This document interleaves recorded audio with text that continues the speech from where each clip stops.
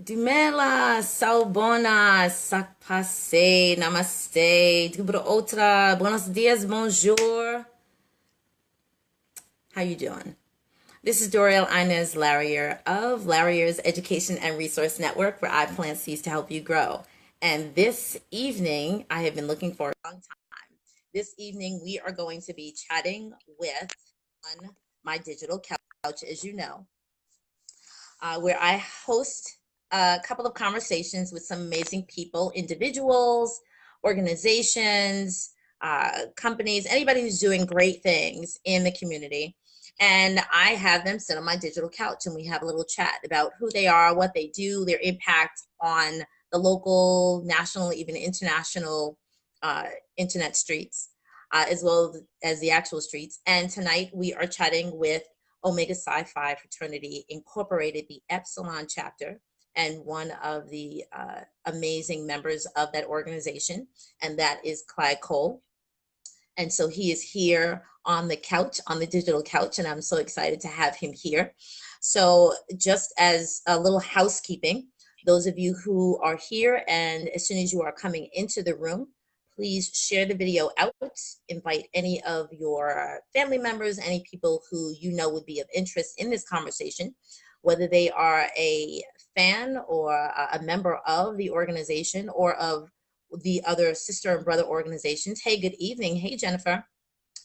So we look forward to having this conversation and finding out how this organization impacts our local community. So welcome, Clyde Cole. Welcome. And so once again, once you see this coming on, please share this video out, even if you don't stay for the whole time. But we'd love to know, as soon as you're coming in, do you know this organization? And I'm sure you do. How have you been impacted by it? And if you have any questions or comments about how the organization has impacted your, again, your community, yourself, people that you know, please let us know. Hey, Tina. All right. So once again, this is Clyde Cole of the Omega Psi Phi Fraternity Incorporated Epsilon Chapter here in New York City. And Clyde, why don't you say hey to your folks? And then we'll get started on our chat. Good evening, everybody, or if you're on the West Coast, good afternoon. Hope everybody is doing well, and I'm looking forward to this. Thank you very much for just having this forum in general and inviting me and the fraternity and the chapter specifically to do this with you. This is a big deal, and we're happy to do it. Excellent, excellent. So the first reason why I wanted to have you all on is because you just celebrated, of course, an amazing day, an amazing period in your life. And that is good evening. And that is that you had a big, let's say, a birthday or an arrival, and we wanted to celebrate that. So why don't you tell us about what just happened about a week ago? And then we'll do a little backtrack. We'll go back in time and see where you've come from, what you've done, and where you are and where you're going. So on April 18th, Epsilon Chapter celebrated its 100th anniversary, which is amazing. You know, there are very few chapters in any of the fraternities and sororities that have been around for 100 years. And so these milestones are once in a lifetime. And this was an amazing accomplishment for the chapter to still be going strong, doing things that are both relevant on the one hand, but also still having fun on the other hand, being able to be in service to the greatest city in the world, in my opinion, especially being a native New Yorker. And we had a week-long series of events to celebrate that culminated with a black tie gala at the Ziegfeld Ballroom on Saturday, April 20th. So great time all throughout the week, and the pinnacle was that black tie affair. Which I had to add the hashtag Black Excellence. Most definitely. So 100 years, like, listen, well, in former administrations, people would be extremely excited to get the letter from the top administrator of the country that they have crossed the centennial mark. Mm-hmm. What happened 100 years ago that Omega Psi Phi fraternity incorporated, for those people who do not know, why did it even need to come into formation? So the fraternity was founded on the campus of Howard University in Washington, D.C. in November 1911. And um, it was a very interesting time in the country. You know, it was World War One was happening. They called it the Great War back then. They certainly weren't banking on having another one when that was going on. And uh, you know, basically, and generally speaking, around 50 years or so after the end of the Civil War. You know, so you have young men and women who were children of slaves, you know, who were born during Reconstruction and trying to make their way. And so it was a very interesting time in America for Black people because this was one of the earliest times that they were able to realize different kinds of opportunities that were unavailable to them previously, including going to college.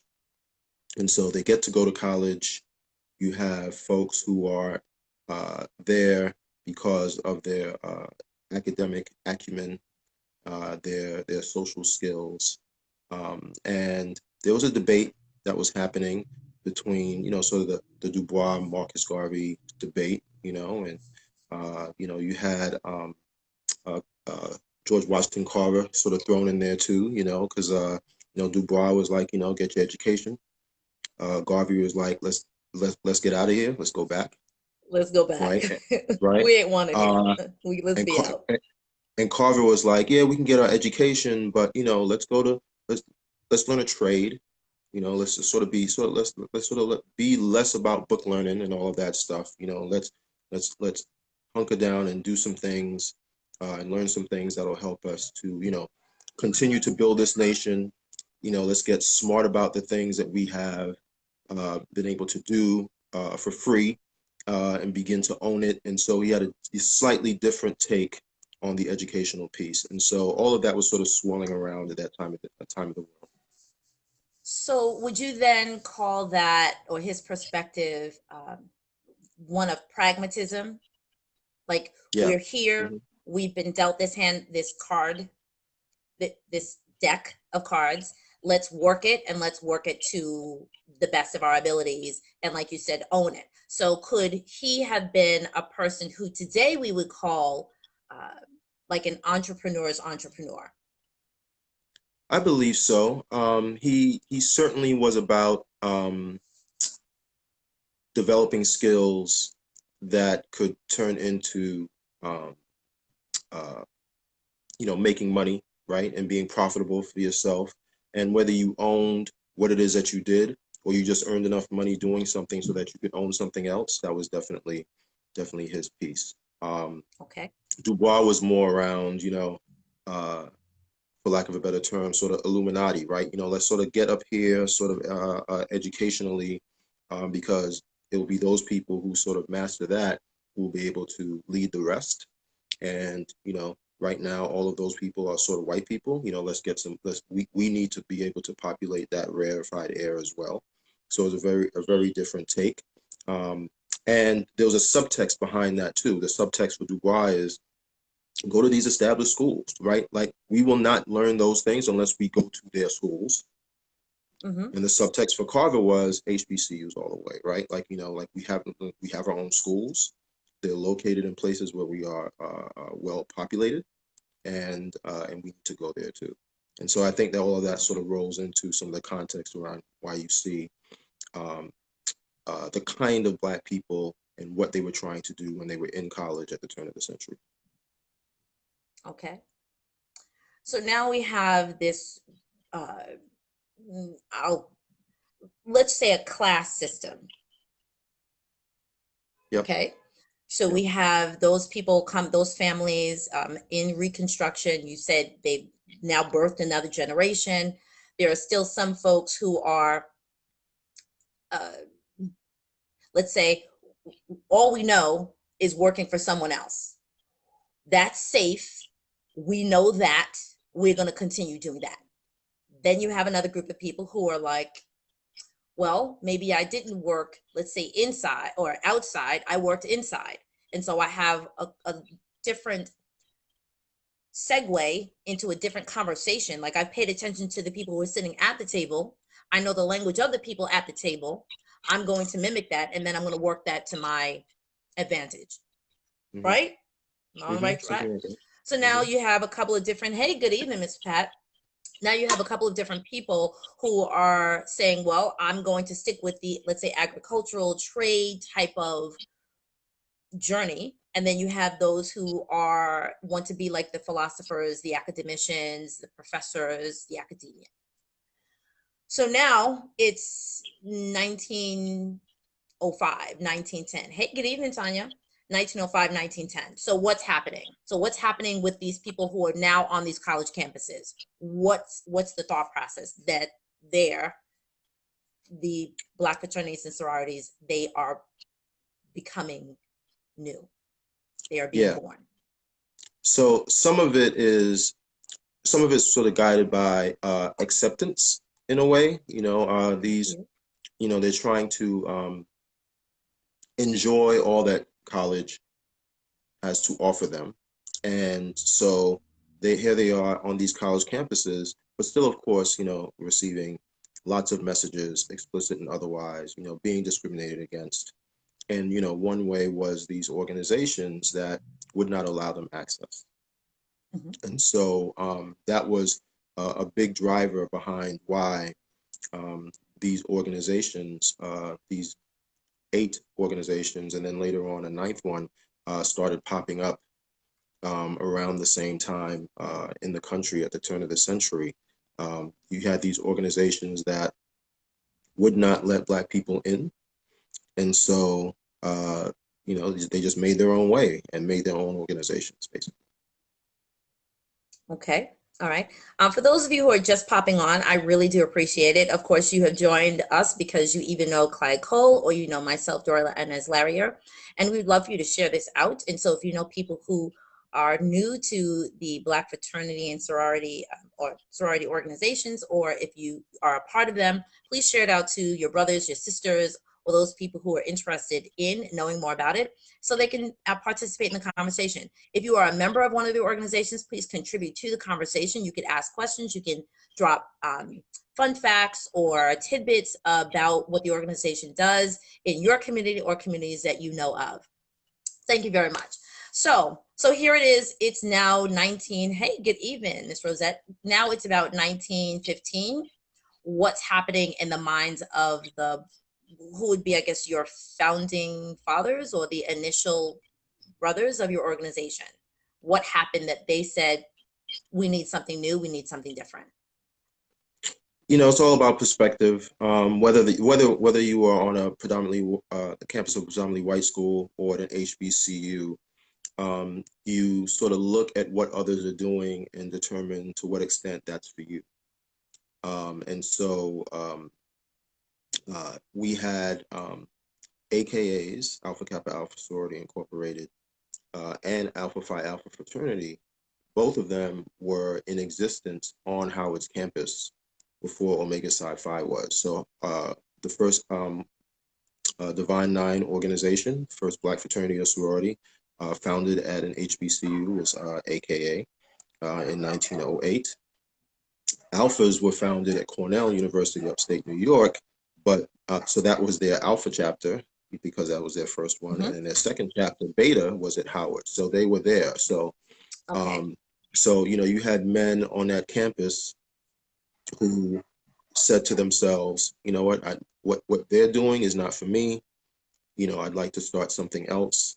And that's really, just sort of summarizing it. That was in one part some of the impetus behind founding Omega Psi Phi, and they had very specific reasons around the kind of organization that they wanted and how they wanted it to progress.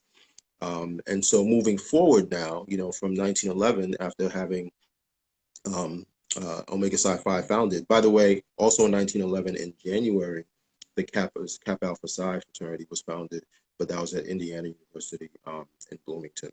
So the Omegas were the fourth organization and the first fraternity at an HBCU. The AKs were the Okay. first organization at an HBCU, and then we came afterwards.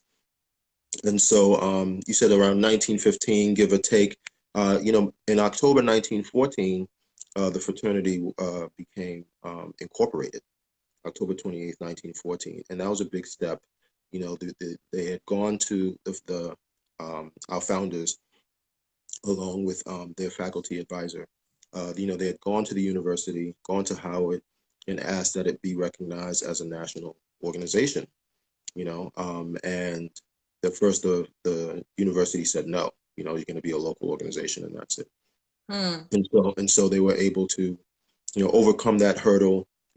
They persisted, and then eventually, um, under the laws and guidelines of the District of Columbia, because they were located in DC, it was incorporated on October 28th, 1914, as a national organization. And that was huge, because if that had not happened, if they did not persist in the way that they had done that, they wouldn't have been able, 5 years after that, 4.5 years after that, to have a presence in New York City for the first time, which is how Epsilon Chapter was born. Okay. So actually, then let's hop over to New York City. So New York City, so we're talking 1919, right? 1918, 1917, 1819. So what's happening in New York City at that time that we needed to have the Epsilon chapter here in New York City? What was happening? So two things, I think. Slowly but surely, there was incremental growth of Black people on campuses. And this was something that was nationwide. But, New York City has so many schools, and that population was really beginning to grow. And the other thing was, especially at that time in the country, New York City, as it is now, but even more so back then, was a real hub for business and other kinds of professions. And so for the folks who would graduate, wherever they were from, and to get a job right out of college, it was a place to go. Even if you didn't necessarily Okay. have a job yet, you sort of come to New York, and you try to find your way. And so the rise in college educated Blacks in New York City, for those two reasons, there was an uptick. And so, the Omegas who were around then thought that this would be an amazing place to have a chapter for, to really be a home for both kinds, folks who are going to school there and get initiated through the chapter, but also folks who may become Omegas from somewhere else, like me, and then move to New York, and then be able to find Okay. an Omega Psi Phi home there. So Epsilon Chapter has always been a place that has initiated its own, but also welcomed others from other chapters, and that's the way it's been for the last 100 years. Okay. All right. So let's move through decades and talk about the growing platform of offerings that you have made for the community. So I know a couple of things that Omega Psi Phi Fraternity Incorporated has done in the local community. I would like to hear it, of course, from you and the organization. If you could talk about, let's say because I know there are a lot, like three signature uh, programs or projects that have impact into whether it be schools, whether it be for housing or development of young people or taking care of the elders, or three signature programs that you have that are Epsilon chapter designed, you know, unfurled. Sure. What do you guys do here? Yeah, I was looking at looking over the list, and I had put them in sort of three categories. I realized they fell in three categories: women, youth, and community, which is sort Okay. of nice that it worked out that way. So I'll give you one program in each category, Okay, since you asked great. for three. So something that Epsilon Chapter does on behalf of women, this is only one program, is we have a Woman of the Month program. Now Okay. that came out of our annual Women's History Month program. It's something that we hadn't done in a while, and then in 2017 we decided to bring it back. So we have in March, usually the last Sunday, we have a very nice program that honors women. We give each of the four sororities a representative, call them our sorority ambassadors, and they talk a little bit about their organization and what they're doing currently. We have a couple musical performances, and then we have a Woman of the Year. Wonderful. And we pick a particular theme. So in 2017 we had Tamika Mallory. In 2018 we had Erica Ruth Brown, who's a producer for CBS News, and Yes. we had this year we had Ola Ronke, who is the founder of the Free Black Women's Library. Yes, excellent. And yeah, and so when we did the first one, the quote unquote first one, the first one in a while in 2017, it got a lot of reviews, positive reviews. And so a couple months later, we decided to launch a smaller version of that and just do it every month, right? So Okay. and that's how Woman of the Month program was born. So we find a woman who is prominent in her profession, but also gives back to her community. And we give her a framed certificate, and we do like a 10 to 15-minute video interview with her. And we just do that every month. So we've been doing that consistently since June 2017. Wonderful. One second.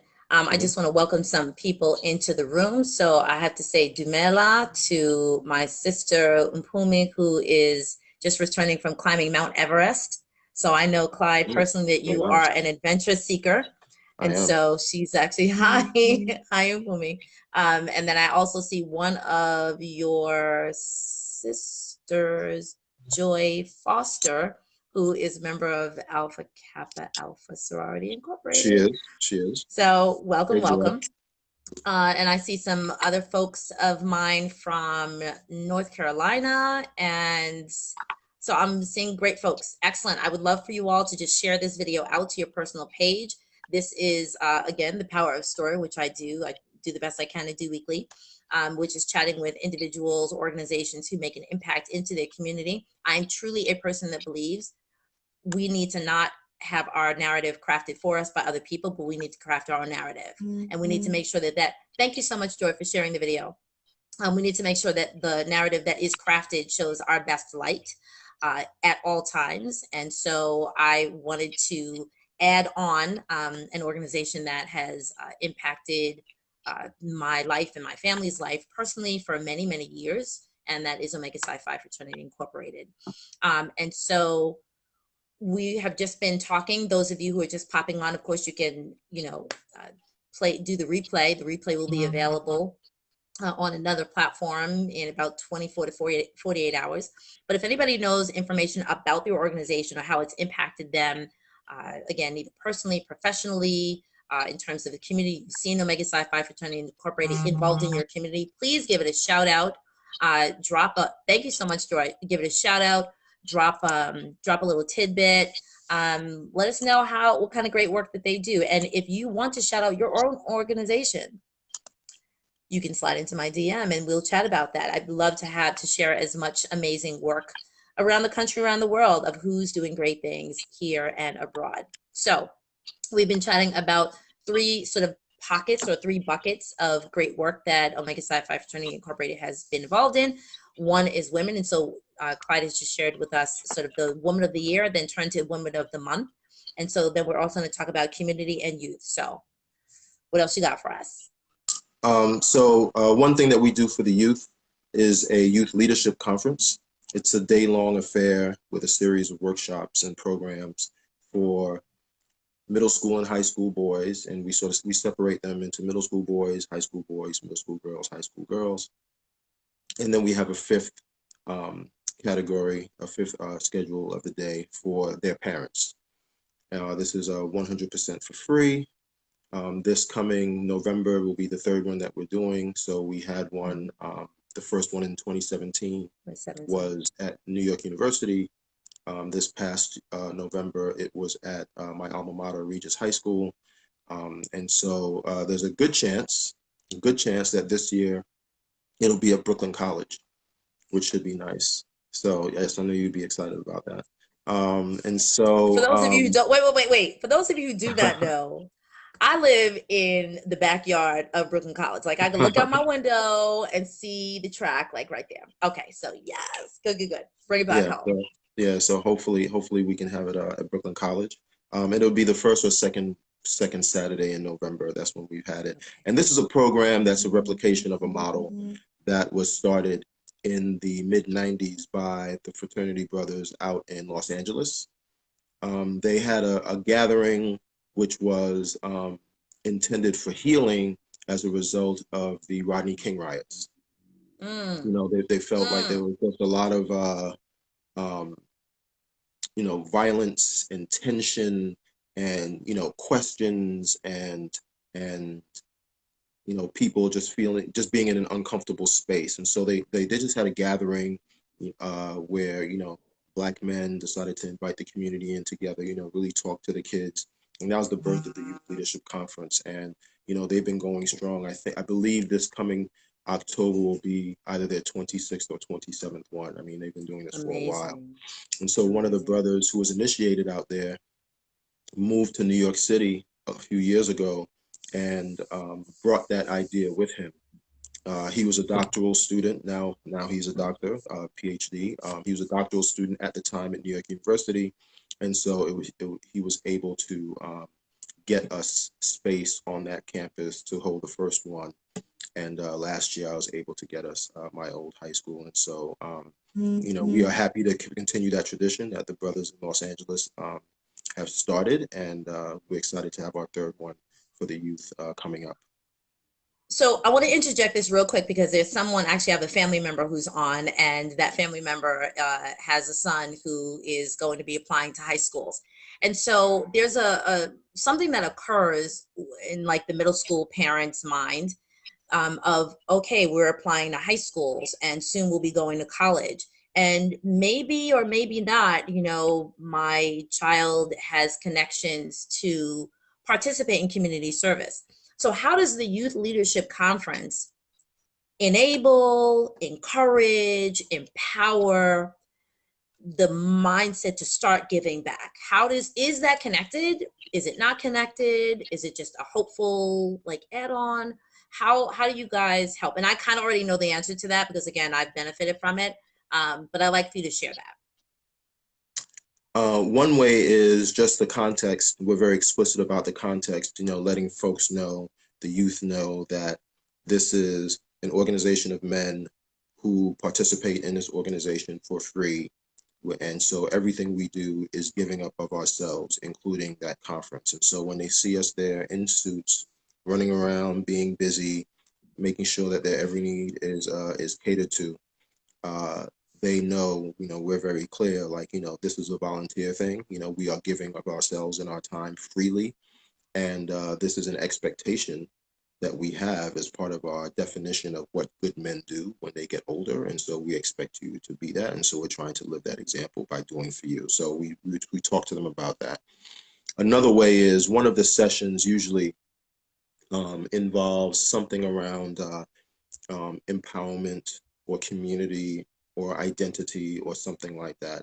So it's not an extra day of school in terms of the types of workshops that they have. It's not like, this is math class and this is English class. Right. We have things like financial literacy. We have things like health and wellness. We do have STEM. We do have law enforcement or law careers, something along those lines. And we change it up slightly every year. And so, but the one that touches a little bit on the social and emotional intelligence part and some of the empowerment parts really speaks to them about what it means to give back, not only as an adult, but even right now, what are the kinds of things that you can do in your community? So those messages definitely come up. So those are two ways that we think we try to activate that in the youth. And that goes for the boys and the girls, of course, but a little bit more Excellent. impactful when it's, a young man seeing so many men doing that, particularly when they're not usually surrounded by dozens and dozens of men in suits in such a positive way all the time. Like, no matter how many positive men you have in your family, you're a 12-year-old, a 15-year-old. It's a pretty powerful image. And so that really makes an impression on them. Excellent. Okay, we have a question. So first of all, Joy Foster, you are amazing. Thank you so much for sharing and dropping so many people's names into the comments. So now we have about like 4 or 5 more people that she's just invited in. So Elise has just asked, what is the program? So the program, we are talking with Clyde Cole of Omega Psi Phi Fraternity Incorporated, and he's talking about sort of like the 3 different types of program, or I'll call them like program buckets or program sections. Thank you, Mpumi. Ngiyabonga Mpumi. That's my sister from South Africa. I always have to drop what little 1 or 2 words that I know in Zulu.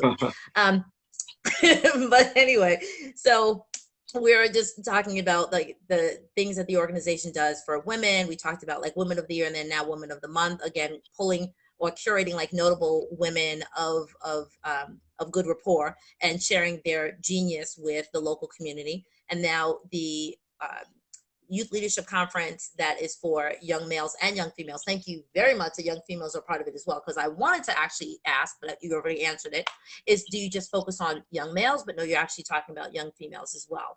And so one of the pictures that, let me insert this right here. One of the pictures that I was very, very proud of is the first picture that I put up to advertise for this conversation. And that was I believe it was like the picture of the original or the Alpha chapter, right, of Omega Psi Phi fraternity, right?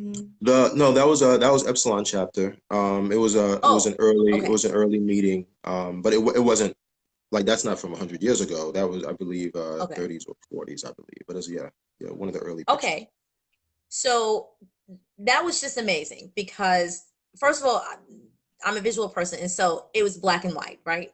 But then you see all of these crisp, statuesque brothers, just again, hashtag Black excellence, just showing their best. That was amazing. Then here it is, quote unquote, 100 years later, you see this mass amount of these, again, amazing Black men who are dressed to the nine, no pun intended, but but dressed to the nine and stately, doing their best, showing their best. And that was just so evident. And it was just an amazing, like, sort of montage, like, a beautiful leap with the same thought of, and if I understand it correctly, friendship is essential to the soul. Did I get that right? You did. Very good. Thank you very much. And so I can imagine, and I haven't gone to the event, but of course, if it's going to be at Brooklyn College, I will be going this year. Just to see that mass amount of Black men dressed in their suits, on their game, doing their thing, and being an example, a visual example of this is what good Black men do. This is how we show up. This is how we show out. No pun intended on the out. But this is how we represent. And yes, you can be like us too, if you so choose. Now, whether or not, now, of course, you guys are, of course, not the only organization. There's like 100 Black men, there's NAACP, Urban League, there's a variety of organizations where Black men and their Black excellence are evident. But this is one. And so let's start with one. And so if you see one, know that there are others out there. And so, hey, good evening very much. Thank you very much for joining us, Leroy. So I want to continue with the offerings that Omega Psi Phi Fraternity Incorporated has to offer for the community, so that people can say, hey, if they don't necessarily know someone within their own family, or they're in their 6 degrees of separation, some now. And you could actually connect or be, I'm sure you're going to drop the information about how to reach the organization, or the webpage, telephone numbers, etc., for Epsilon Chapter, and how we can participate if it is available in the future, so that our young Black males and our young Black females can be in these spaces to get this information. Yep. So I'll say the community aspect first. Excuse me, I dropped something. So the thing that we do for the community, I mean, we do several things, but one thing I want to mention is our Black Business Series. That's a new initiative that we started this past January. I discovered that only 3% of the businesses in New York City are Black owned, which sounds like a ridiculously crazy low number. And so, knowing people who own Black businesses of all different types. Um, I wanted to do something, through the fraternity that would uh, help these businesses to stick around and to thrive and to flourish. And so what we do is once a month we select a black business, a black-owned business in New York City to flood. Right, it's sort of a cash mob sort of approach, and so we pick a particular day, work it out with the business owner, and we go to that business. We put it on social media.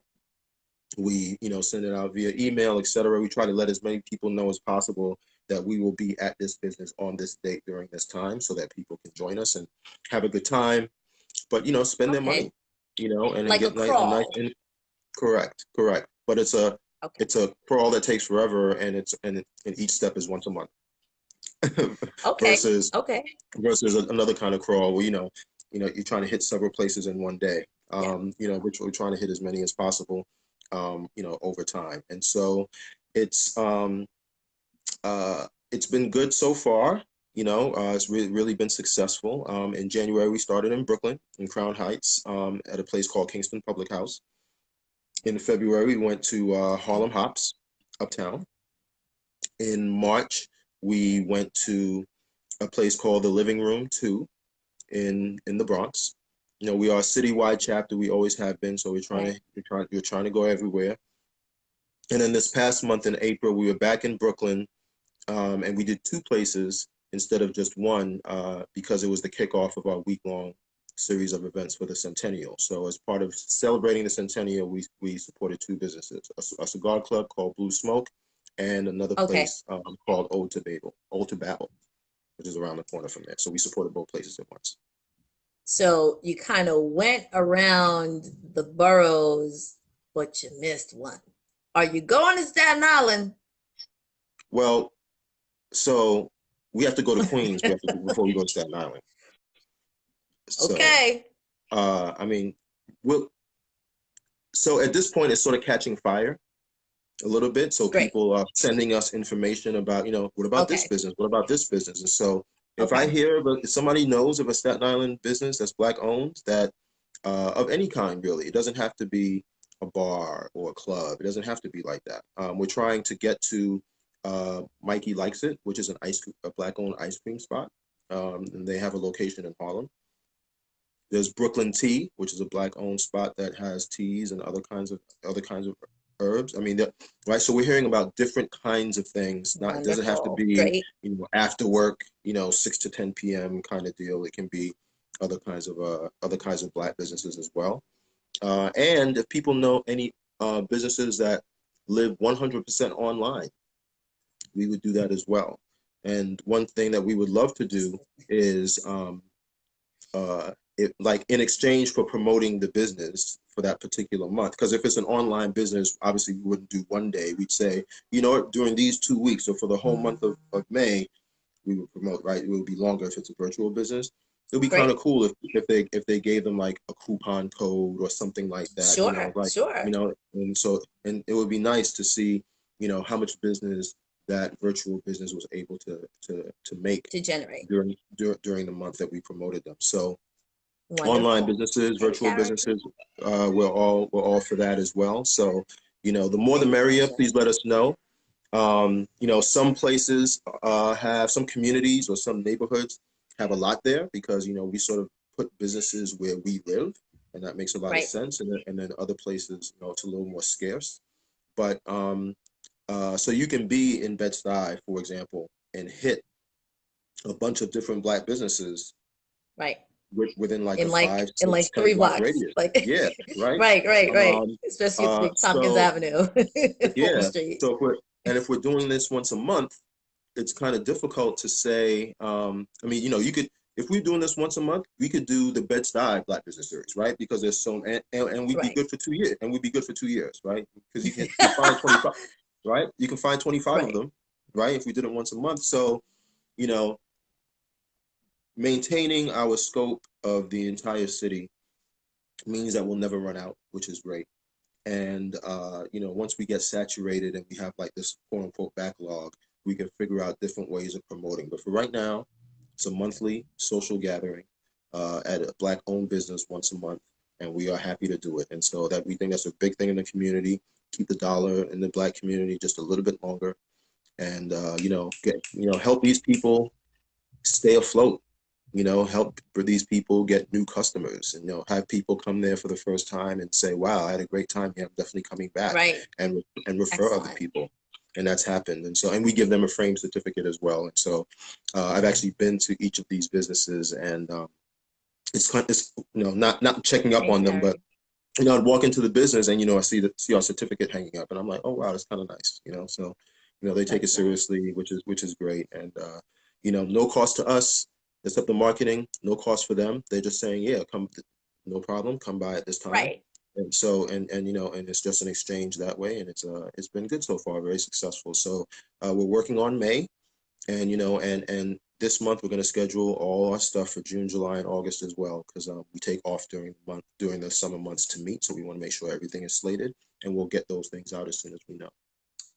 So you mentioned a couple of businesses that are in the community, and actually, I have my cousin on. Shout out to Carrie, who is probably actually working at, okay, where are these businesses, and so I do hope that. Hey, Tracy, I do hope that if we, let's say, like if we can go to Epsilon Chapter's website, do you Hmm. have a listing of these businesses so we also can, impart the principle of Ujamaa, cooperative Yeah. economics, in order to slide our Black dollar through those businesses as well? Or if you don't So currently, we can you? Yeah, so not yet, only because the Centennial is taking us, it really sort of consumed our fraternal life for about half a Sure. year.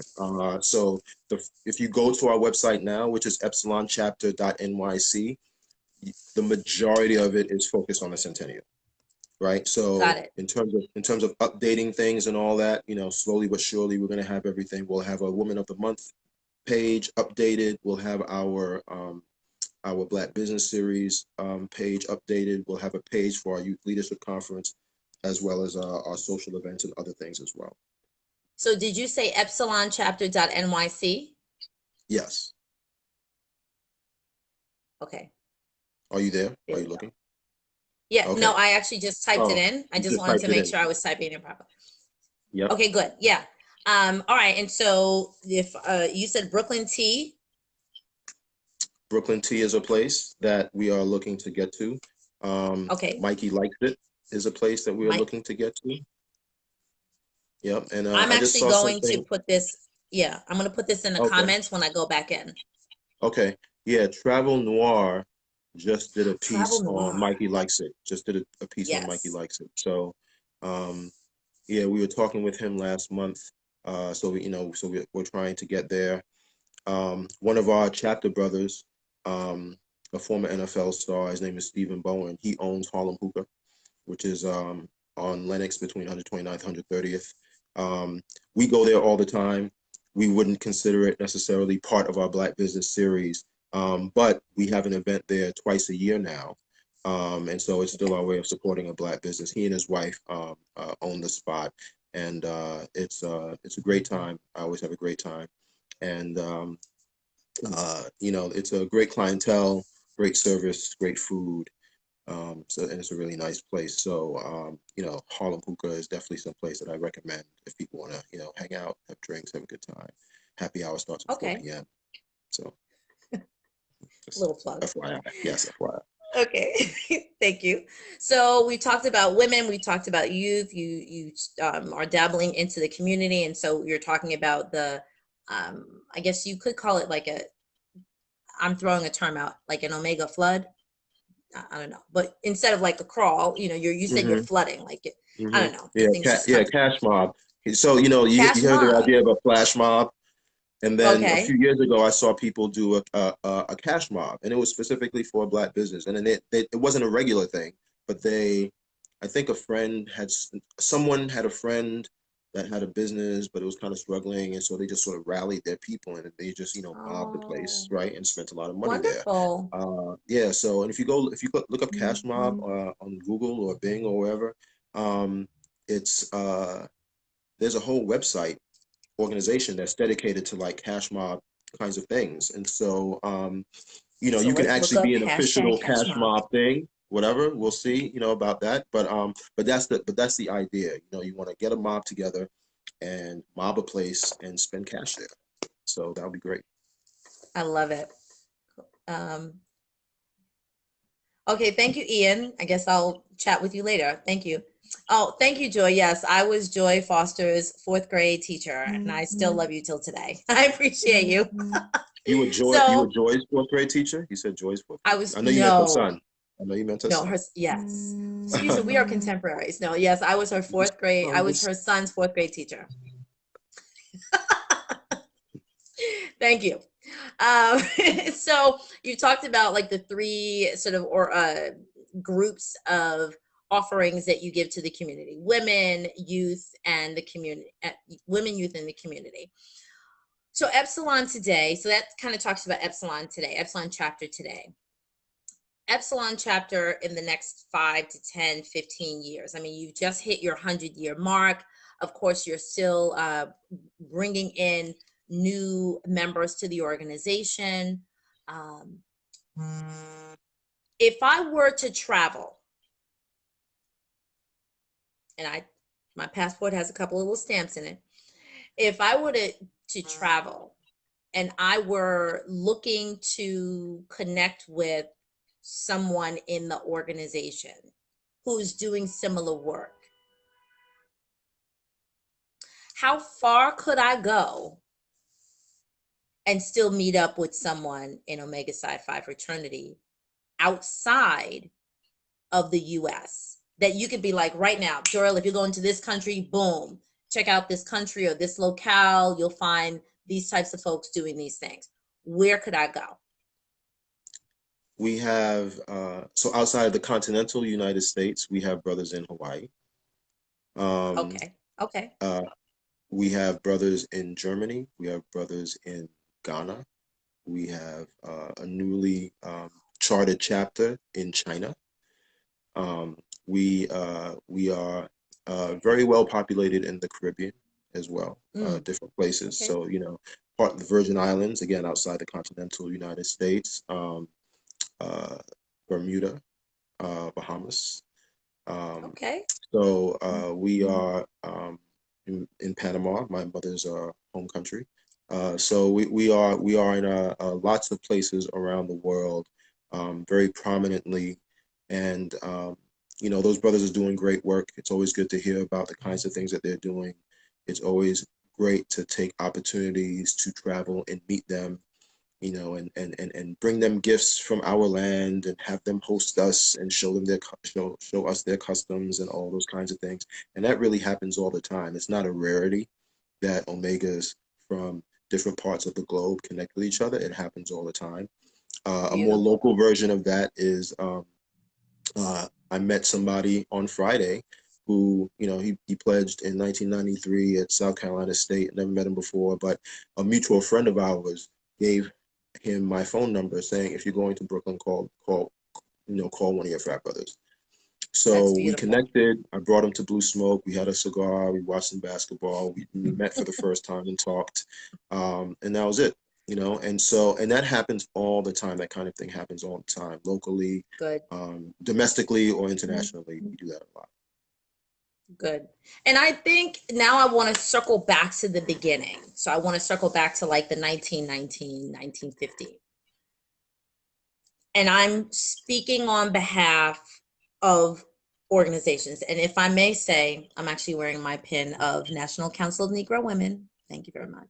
Oh, Uh, yeah. so what I see, what I notice, and this actually has to do with a movie that just came out called The Green Book. You know the book? Mm-hmm. Right. So thank you very much, Ian. I will accept your friend request. I gotta check you out first, though. I'll accept friend request. Okay, and Warren Dew says we have a brother in Pluto, Clyde Cole. Yeah, we have Okay. we have we have brothers everywhere. Oh Pluto, my gosh. Okay. North Pole, under the Thank you North all for Pole, actually continuing to share this video Antarctica. out because because we want as many people to be able to tell their story in a positive and uplifting way, which is really the purpose of the When the powers. birds went to Pluto, they were like, you know what? It's not a planet anymore. That's actually why it happens. But anyway. And then actually Joyce Foster said soul sips, and actually I know that young lady personally, and she's amazing. And yes, we need to go flood soul sips in Bushwick, vegan restaurant. She's only 22. She's amazing. Sliding scale. How many folks do you know like have a sliding scale, right? So hey Raheem, good to chat with you. So here's like the something that I noticed. So if no one, if any, let me ask a question. If you know the book, the Green Book, drop a 1. If you do not know what I'm referring to, the Green Book, drop a 0. I need a little engagement here. I need a little like, thank you for the thumbs up. Thank you for like the highs and hellos, but we need some chit chatting in here, right? So the Green Book literally is all about traveling through the segregated South as a person of African ancestry and being able to pause for a moment, stop overnight if needed, in peace. Something like the little jockey, if you guys know Black history, the little jockey that would sit on someone's lawn to indicate that yes, this was a safe space to stop through, like the Underground Railroad, Harriet Tubman kind of stuff, right? No shade to that, but serious. So as I think about whether it be NC, thank you so much. So Tracy is the only person so far that is unfamiliar with the Green Book. So Tracy, we gotta look that up, all right? But it literally is a like a directory. It was a directory of, you know, restaurants, of what we would now call bed and breakfasts, of what a movie theater, like it doesn't matter, a place to just wash your hands. And so it was like this secret code, like a secret directory of places that you could feel safe and feel comfortable at. Yes, by a Black postal worker from Harlem. Thank you very much, Ian. All right, Ian, since you're dropping some good tea, I think I will accept your friend request. Oh, okay. See, that's that easy, huh? Okay. You have, right, you have to like come with something, right? You got to come to the table with something. So I think of these organizations like that. And so just when you said, hey, if you go into Germany, you go into China, you go into St. Lucia, there's going to be, well, for you use this term, there's going to be a bride down there who will open up their door and say, hey, come and sit a spell. You're on your journey, you're lost, you know, you got a place to sit. And I think of it like that. I think of whenever I see, and, you know, whenever I see members of the organization, wherever I am, I could be at a, you know, traveling, I could be on a plane, I could be in some other state or country. And if I see that symbol of, I'm not in the organization, so I don't go into it like, oh, hi, oh my gosh. But I sort of like, you know, look at the person across the room and I sort of like give them a little nod. That's it. So you need is a little nod, just acknowledgement, affirmation. But it's almost that image that you need to affirm who you are, and that if in the event you need to reach out, you need some backup, you at least know somebody's, as you would say in your own organization, has crossed the sands with you, knows the struggles that you went through, and can identify and will be there to support you. And so in this, as we wrap this up, thank you very much for those who have still stayed with us. In this day and age where walking while Black, driving while Black, being in the grocery store, being in the, doesn't matter where you are. When you know that there is somebody who can identify with you, who can iterate the same, you know, didactic that you can about whatever it is, you feel a sense of,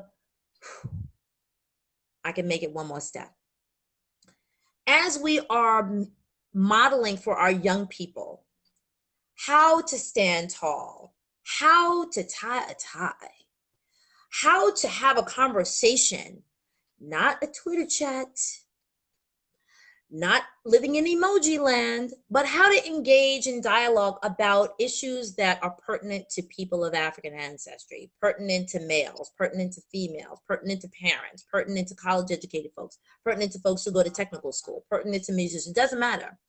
There is a conversation that has to occur, not just us looking at our parents continuing to teach us, but now, of course, the mantle has been passed. The torch has been passed. Now we have to pass on to our younger people.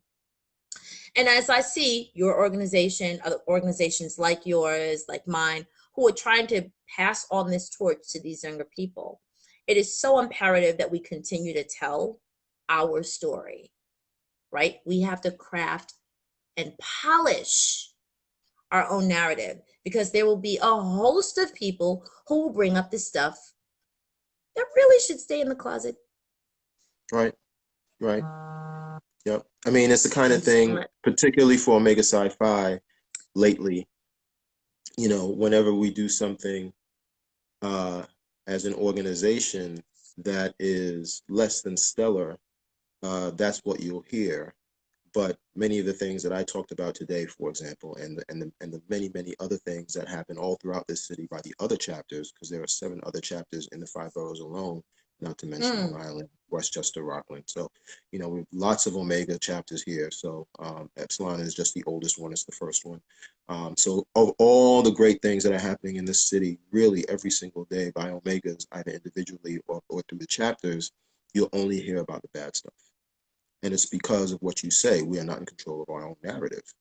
You know, in some ways we can, you know, we sometimes put stupid things on social media as individuals, right? You know, the chapters do a great job with their social media. The fraternity as a whole does a great job with its social media and websites and the like. But sometimes individual members, you know, they do certain things, they put certain things up there. And if it can be associated with the fraternity, it's a problem, right? So in the ways that we are in control of our own narrative, we aren't necessarily responsible with it. But in the many other ways that we aren't, you will hear about the bad stuff way before the good stuff, and the bad stuff will be the kind of stuff that will persist. You'll hear about a bad thing over and over and over again and get updates on that, versus what about the kids you gave that scholarship to a year ago? Like, you know, where are they now, right? People aren't doing that kind of thing. So Which is it's why true. I have an idea about that I'll talk to you offline, but we will talk about that later. But yes, I agree with you 100%.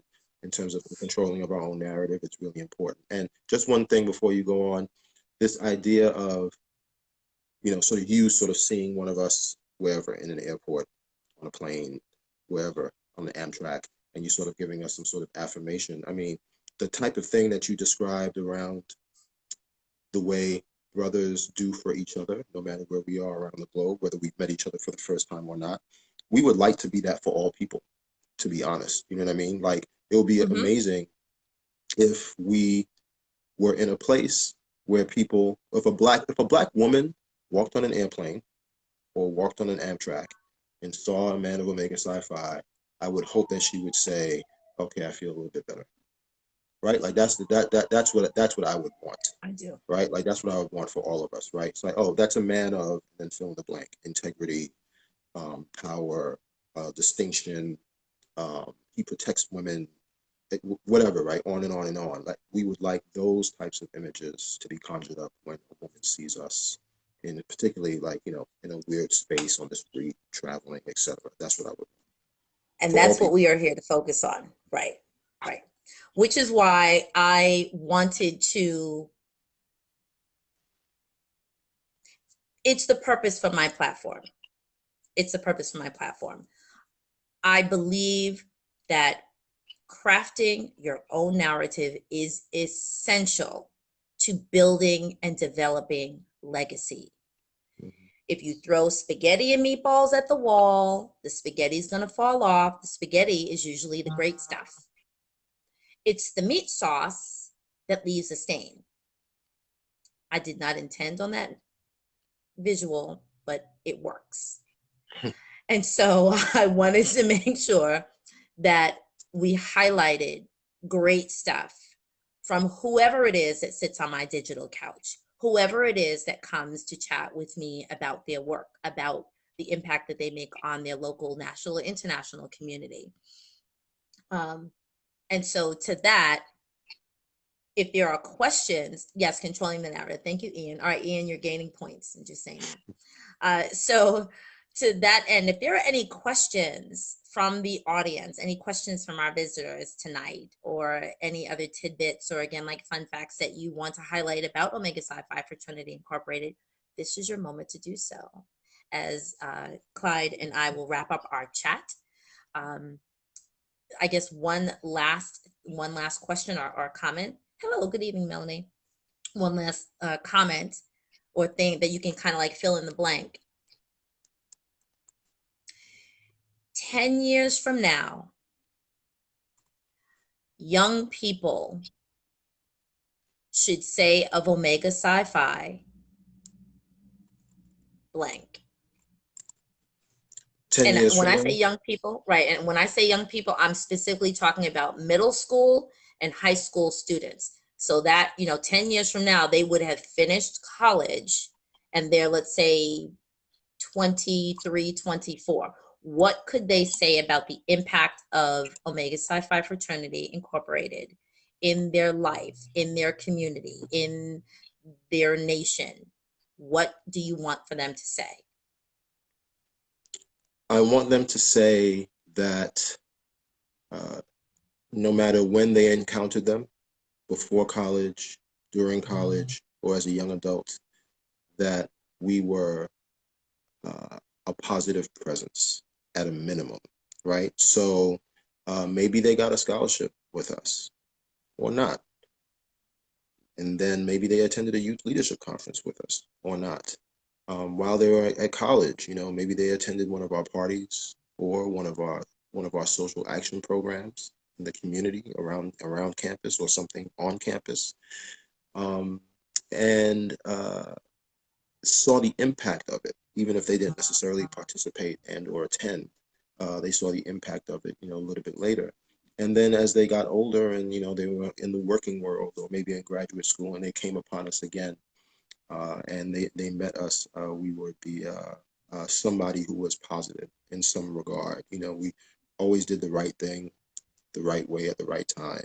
We always were able to um, be a shoulder to cry on, be a listening ear, have something good to say, something good to share, and always being active and inward facing when it comes to community. That's what I would like for them to say about us. And you can really have that experience if you are, a 15-year-old now, and then you're a 25-year-old, just to take your scenario. You can be at our youth leadership conference for a couple of years and possibly get a scholarship, and then see some cues on campus and see some of the great things that they're doing, and whether they're having a good time or whether they're doing good or feeling good, you should be all good when you're around us. And then again, as a young adult, as you finish college as well. So I think we can be those things for all people in that way. That's certainly been my experience, not only as a young person, but also now that I'm quote unquote on the other side of young, whatever that's called. I like to be that person as well for folks. And I try to make sure that the people around me, the people I associate with in terms of Omega Psi Phi fraternity, all those kinds of people. Okay. Thank you very much. So are there any other questions or comments for those who are in the room? Once again, and to kind of wrap this up, this is Doriel Inez Larrier of Larrier's Education and Resource Network, where I plant seeds to help you grow. Oh my goodness. Hello, Jason. Jason, how is it that you come on like at the end? I've just spent the past hour talking to one of your bras. Hello, about your organization. You have to catch the replay. So yes, Jason Rivers is one of your frat brothers. So Jason, please, so I'm going to ask you to drop where you pledged. Thank you. Or where you were made. I think that's the phrase. Sorry. While he's doing that, I put my email address in the chat. Yes, yes, If yes. if you know of women to honor, drop us a note. We do nominations by, each month in a different professional category. Right, by So industry. yep. So FYI, but still, if you just know some women who are amazing, let us know. If you know Black businesses anywhere in New York City, I don't care how many put them in a list, put them in an email, shoot them to me. or if you have any questions or comments about the fraternity, about the chapter, about the other things that I haven't mentioned that we do in New York City, about what other chapters there are in New York City. Maybe you live in a particular part of the city and you want your child to be with those, so hey, are there any Qs in Queens? And what are they doing? Because I have a kid who lives in Queens. Do they, right? You can ask me Right. about that. So Right. any question, no question is too silly. I'll try my best to get back to people in a timely fashion. But yes, you have my Wonderful. email address, clyde.cole@gmail.com. Feel free to email. Excellent. So if there aren't any other questions or comments, I will, let me see, let me just check, let me check. Da-da-da. Okay, great. And thank you, Ian. Okay, Delaware so State. Jason is from Delaware State, class of Spring of 90. Yay. Okay. Oh, So I just met Jason the other day. Jason, yes, and he's an he's a educator like you are. he's a principal in Brooklyn. That's right, no doubt. Queens. Nah, I think Brooklyn. it's Queens. Oh, He's okay, let me Queens. change. Yeah, okay. Okay, Yeah, that's cool. yeah, All right, no worry. yeah. So thank you very much. Once again, this is Doriel Inez Larrier of Larrier's Education and Resource Network, where I plant seeds to help you grow. And this is part of what I do for my business. I empower entrepreneurs to leverage live stream to move their message. And I'm not just talking about across the street or across zip codes, but I'm talking about global reaches. My goal is to actually have engagement from all continents of the world. And I could probably get it done by maybe January of 2020. That's my goal. I already got 3 continents right now. So just need Great. a couple more. So I thank you so much, Clyde Cole of Omega Psi Phi Fraternity Incorporated, for sitting on my digital couch with me during this past few minutes. I think we actually went longer than we probably thought we would, but It's I'm all good. glad that we covered great work. We shared the best of Omega Psi Phi and the of your mission, your message, and how you want to mold. Ooh, I'm on a roll, and model for the community what good, strong Black men should be doing and can do if they are guided in the right direction. Well, So thank you I for thank having us. Thank you very much. This was great, big fun. Shout out to everybody who joined, and to anybody who's going to be looking at the replay. Please feel free to be in touch with me and/or Doriel about any of the things that we're doing. She's a great person. wonderful. And so because it may not show up, it's clyde.cole, right, at gmail.com. Yeah. And if you want to chat with me about how you can leverage live stream to move your message globally, that would just slide into my DM here on Facebook. I'm also on Instagram as well. Or you can visit learntogrowU.com, learntogrowU.com. That is learn, T-O, grow, Grow, letter U, at all of the social media handles. So peace and blessings. Have a great night. And I wish all of you a great tomorrow. Be well.